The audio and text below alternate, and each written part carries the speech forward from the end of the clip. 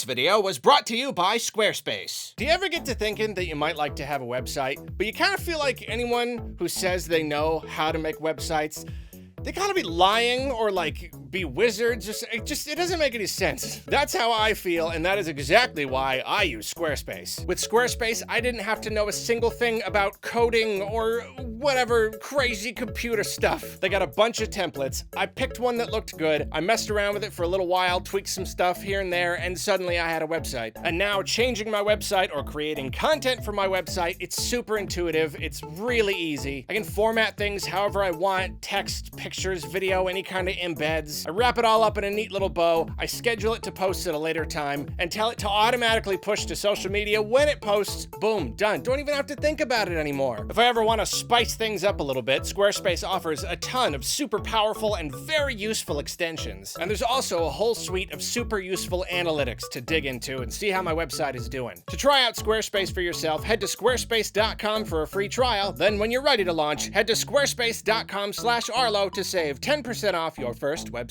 or domain. And now for today's recommendation, chia seeds. Chia seeds are a superfood, fiber, antioxidants, protein. You want it, they got it. And they're super tiny, pleasantly crunchy, and don't really taste like much, so they're easy to add to stuff. I always dump a ton of them into my yogurt and peanut butter. Arlos love their yogurt and peanut butter. Thanks again to Squarespace. Now, on with the video. Does it stick? No, it doesn't. Today, like many other days, is a day that we are talking about Pokemon. And unfortunately, similarly to a lot of those other days, we're not just talking about the concept or the games or how much we love them or mechanics or our favorite Pokemon or whatever. We're talking about the big ugly elephant in the room, the quality issue, the greed of the Pokemon Company, and all of that stuff. And it's unfortunate that this is what Pokemon discourse has become, you know, this generation, this Switch generation. When people are talking about Pokemon, at least like really openly, they're generally talking about this, and it is a little bit sad. And this is an ongoing discussion, but some things have been stirred up a little bit more recently. You know, the discourse has kind of gotten flown again because Chief Operating Officer of the Pokemon Company, Takato Utsunomiya, recently had an interview with comicbook.com and kind of addressed the issue. Not really addressed in any sort of direct way, not really admitting anything, but as far as like corporate non-speak goes, it's pretty much the closest that they have generally come to admitting that there is a big problem. That there is a big problem, that the Pokemon Company is just continually pushing the envelope, just like raising that bar or lowering the bar, whatever, really pushing how low they can make the quality of their games and get away with it. And unfortunately, as we all know, they are getting away with it. You know, the Switch, the install base is so huge, and the games are selling. It kind of doesn't really seem to matter what they do. And as always, I'm not trying to guilt anybody who likes the games or whatever, because like I really like Scarlet and Violet, and there would be a lot of people who are like, you shouldn't, it's too broken, all that stuff. But like, just objectively, like forget what you like to play or whatever, just like on a more higher up level, at least I could see that it is easy for me to see where they are skimping in a lot of different departments. It seems that most games they release come with very heavy compromises. Scarlet and Violet, you know, obviously, I'd say it's a good game released in an unfinished state. And then you have things like Sword and Shield and Brilliant Diamond Shining Pearl that are finished, but I would say are so unambitious, just so lacking in any kind of extra anything that's the problem. Arceus was pretty good. I'd say that's your best one right there. But then even, you know, Let's Go Pikachu and Eevee, I would say unambitious. Unambition is their problem. Whatever, I'm not going into all the details. You get the thing. Why am I even talking about it? Point is, they're pushing it. You know, they're making these games cheaper and cheaper or releasing them faster and faster to try to reduce their budgets. And it's a problem, because these games are compromised in various ways. They're kind of clever about how they spread it out in different ways. Well, this one has good graphics. Well, this one has a lot of content. Well, this one has a good story. You know what I mean? Kind of spreading it around. It's pretty genius, but it is a problem. But they're still selling, and that is part of the problem. And so yeah, basically in this interview, Utsunomiya sort of talked about it. Let's look at the quote. I think in general, if you look at the past, the path we've taken up until now has been this constant release, always regularly releasing products on a fairly fixed kind of cadence, you might say. Always having these products able to be introduced and new experiences for our customers, and that's how we've operated up until now. I think we're still operating in that way, but there's more and more conversations as the development environments change about how we can continue to do this while making sure that we're ensuring really quality products are also being introduced. Like I said, this is a lot of corporate non-speak, you know? How can we keep this up while still releasing quality products? Well, you haven't been. You just haven't been. You've been releasing fun products that a lot of people are buying and enjoying. They're not quality though, you know, or at least in a lot of departments. So obviously what he's saying, otherwise is pretty true, because they have been on the schedule of constant releases. And that's a really big part of the problem that I think is very interesting and kind of unique to the Pokémon Company. You have a lot of other companies that have these games that they want to release at a regular pace. You know, Call of Duty comes to mind, because generally there's there's one every year. For a long time, Ubisoft was doing an Assassin's Creed every year. And these games do have ballooning budgets. They're these huge, massive AAA things. They have done creatively, they've not had a lot going on. Ubisoft has released a lot of games in buggy states. I'd say overall, they've done a better job, though, of releasing these massive games than Pokemon has, but I think a lot of that is because those series began as big AAA 3D games and are now just more expensive big AAA 3D games. Pokemon is in a unique place. They started as Game Boy games. They started as the simplest kinds of games you could possibly make. They were a step above the NES. Maybe. In some ways. Kinda? Maybe? I actually don't know. And all the way through the history of Nintendo's handhelds, you know, Game Boy Color, Game Boy Advance, even through the DS, and probably to a degree even the 3DS, the games were so easy to make that it was not a problem to release them constantly. It was not a problem at all. The games were just easier to make. Less money went into them, less time. You didn't have these fancy graphics or anything. And so they got a taste of that. Pokemon became a huge thing, and the company grew like crazy, and there were all these investors, and suddenly everyone was making billions and billions of dollars. And they were releasing this regularly. And then you get up to now. You get up to leading into the 3DS, and now especially the Switch. You're working with an HD system and people who are expecting bigger games. They're expecting just grander, more graphically intensive games. And now they're like, uh-oh, what do we do now? we can't not make at least the same amount of money, ideally more, and at the risk of turning this into a much bigger thing, you know, the whole big, nasty, unchecked capitalism thing. A really big problem with a lot of these companies is the people making all of the money at the top don't do anything to run the company. They just invested, so they get a piece of the pie, and they throw a hissy fit if they make less money this year than they did last year. It's a stupid thing. It's the unsustainable greed, and that's the problem that the Pokemon Company is facing right now. Having a huge company and releasing a lot of games and a lot of toys and a lot of things that make a lot of money, that should be enough. That would be enough, probably, for you or I. Am I making millions and millions of dollars a year? I'm happy. Am I going to throw a big hissy fit if I make $1 million less dollars next year? No, I'm not. But that's how corporate investors work. And that's the problem. We want the Pokemon Company to slow down. Just spend a little bit more time on your games. You don't need to release one every year, or even more than one a year. Brilliant Diamond, Shining Pearl, Arceus to Scarlet and Violet. It's 3 in the span of 365 days. It's too much. Just slow down.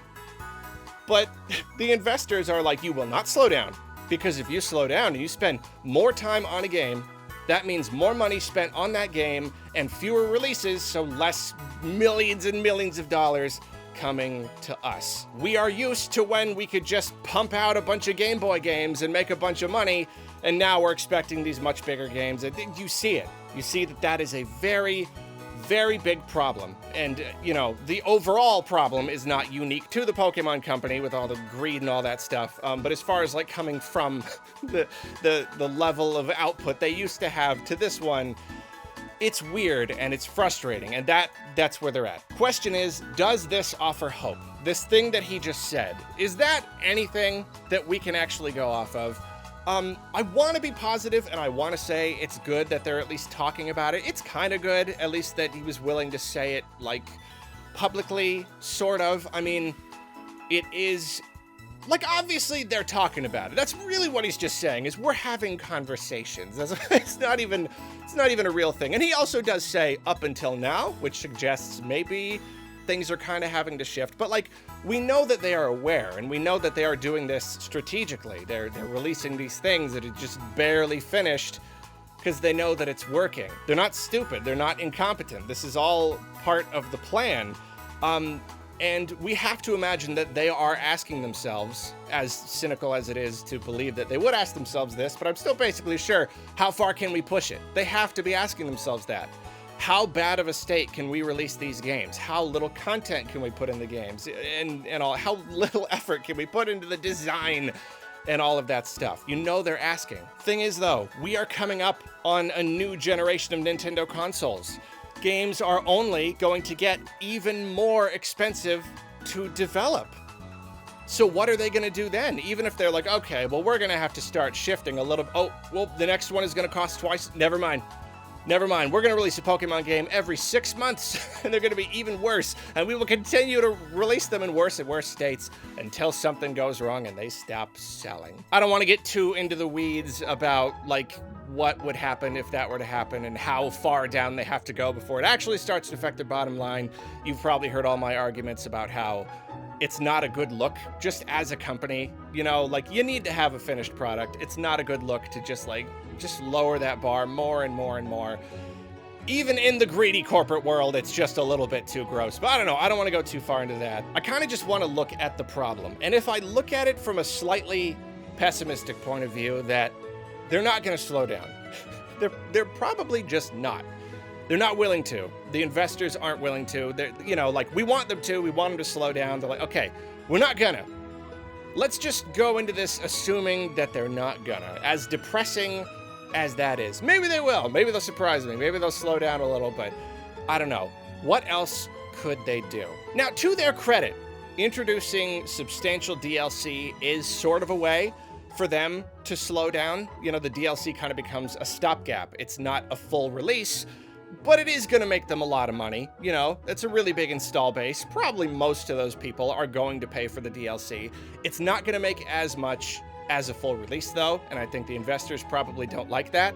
It is a good stopgap, but, like, you know, only a percentage of the install base will buy it, and then the price itself is what, $30 or something like that? I don't know. But it's not a full $60 release. But it is good that they did that. It is good that they are willing to let the DLC be the Pokemon release for any given year rather than having, you know, a full title. It is also good that they introduced basically a new mainline series in Legends Arceus.